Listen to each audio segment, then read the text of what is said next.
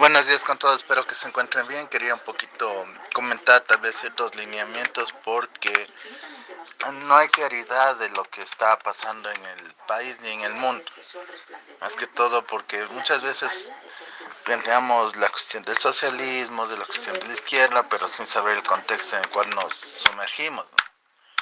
Y más que todo, hoy la lucha es contra el neoliberalismo en sí, básicamente. ¿Y por qué el neoliberalismo? Porque hay que entender, el neoliberalismo es un arma económica política para desmantelar los estados-nación.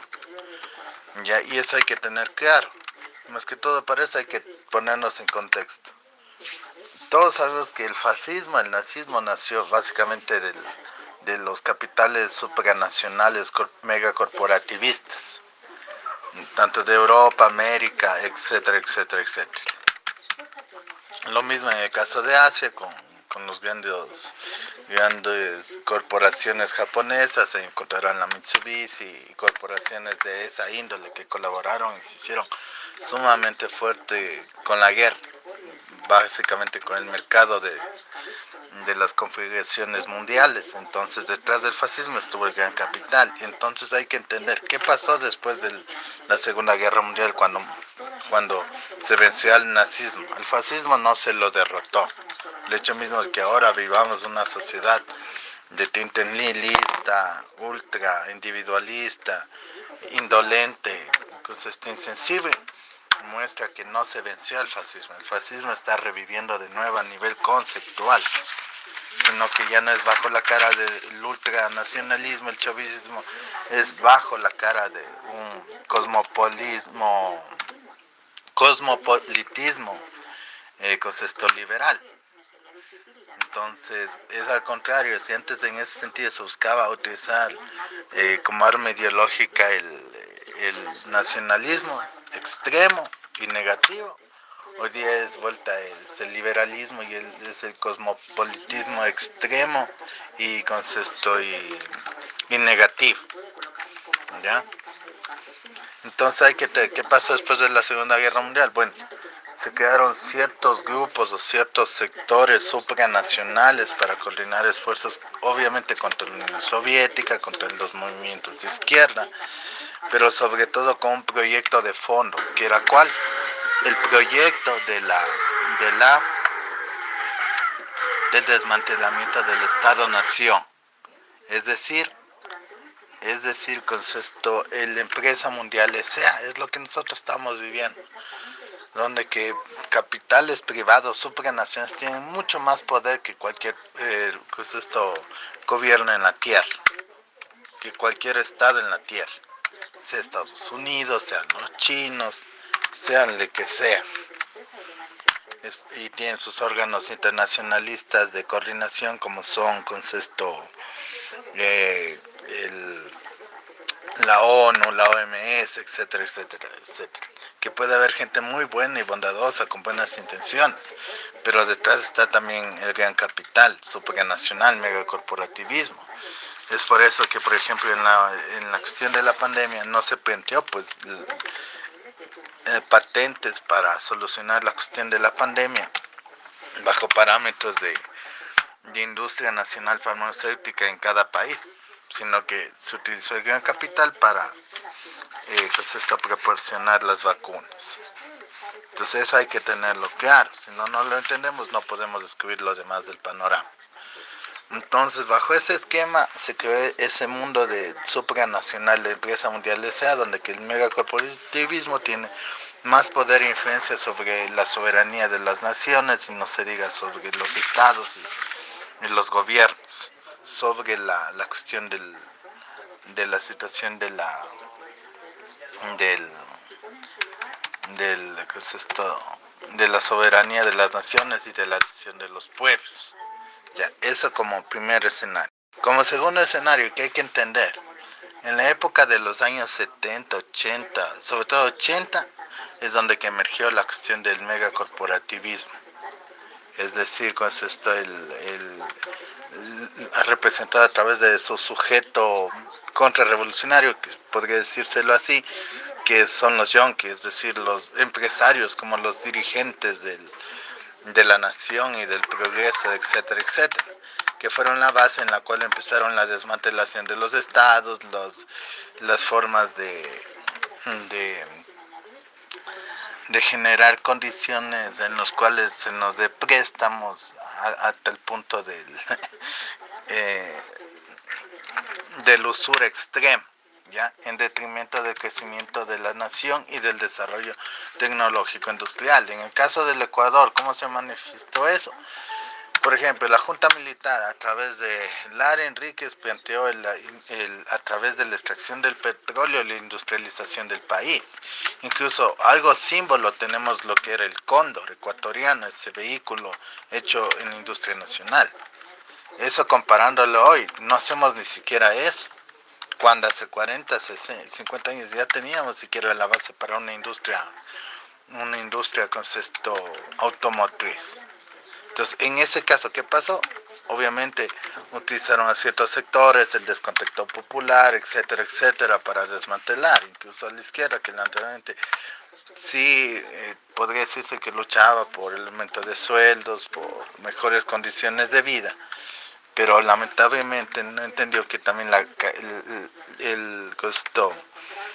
lucha contra Rodríguez Gay, el presidente Lara en ese entonces solo conllevaría al desmantelamiento de la base productiva del país industrializador, que básicamente es el desarrollo del capitalismo nacional, pero como base de desarrollo nacional.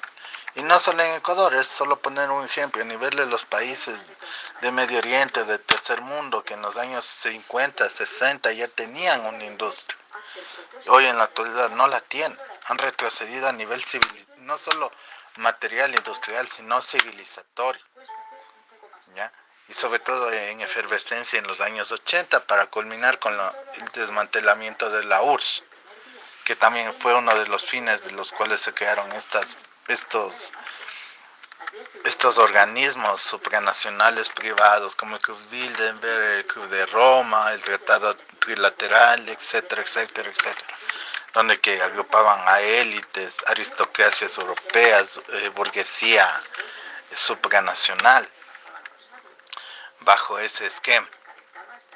Entonces, como inicio para esa destrucción de la soberanía de las naciones y la implementación de la empresa mundial desea fue el desmantelamiento de la URSS, que era el primer rival de Estados Unidos, en el cual obligaba a los Estados Unidos a industrializarse, a crear desarrollo tecnológico industrial, que también se destruyó a partir de la muerte de Kennedy, pero que en la cual se tenía algo vigente con la cuestión de la URSS. Entonces ahí es donde que se llegó hasta su parte final, que era el desmantelamiento de la URSS y el inicio del liberalismo globalista en los años 90. A partir de los 90 hasta nuestros días se planteó la alineación bajo los esquemas de un liberalismo extremo, pues esto contrario a las ideas clásicas de patria república.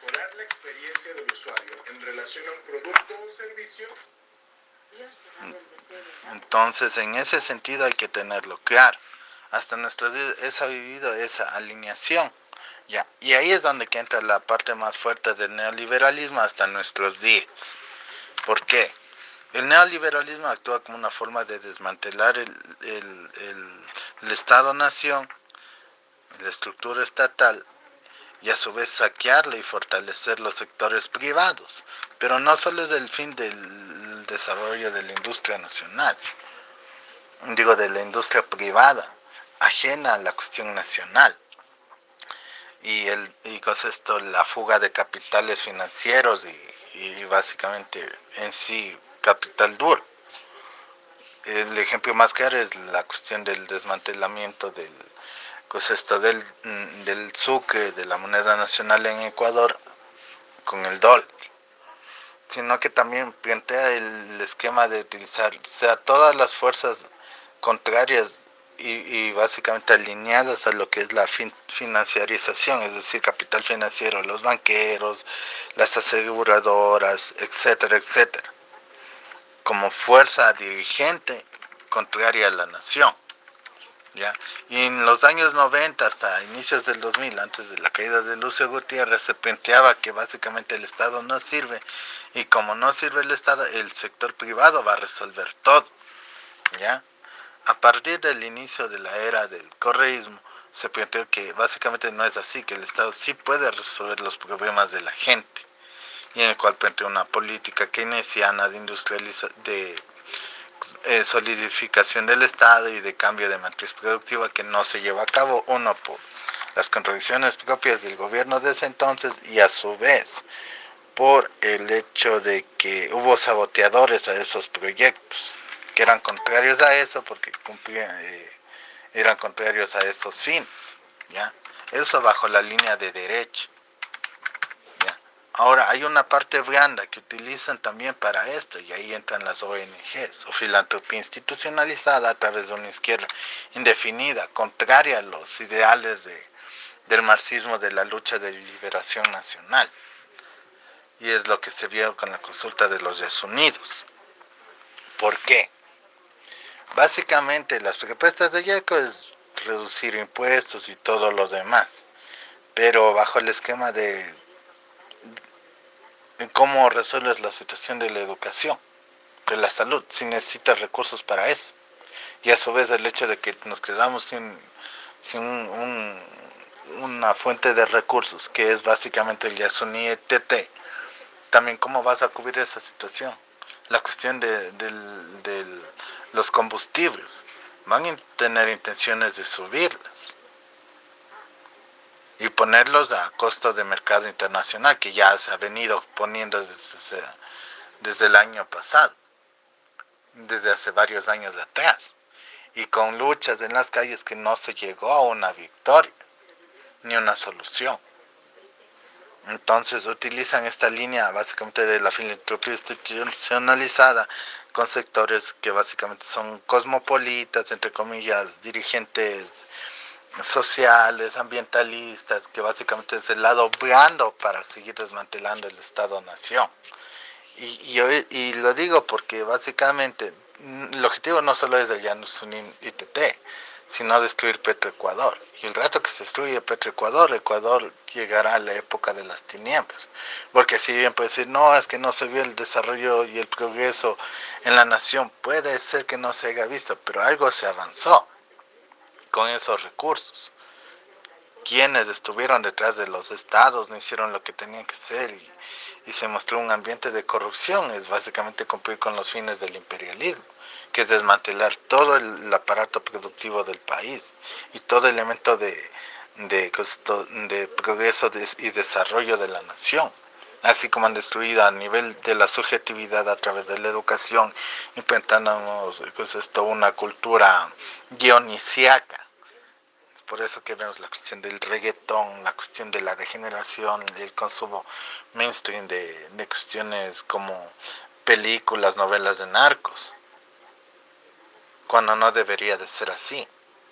El futuro es de una nación, de un pueblo, que se va a desangrar por una etapa básicamente parecida a la época de la barbarie o de la época medieval. Vamos a vivirla cuando se dé este aspecto, cuando se siga desmantelando el Estado-Nación.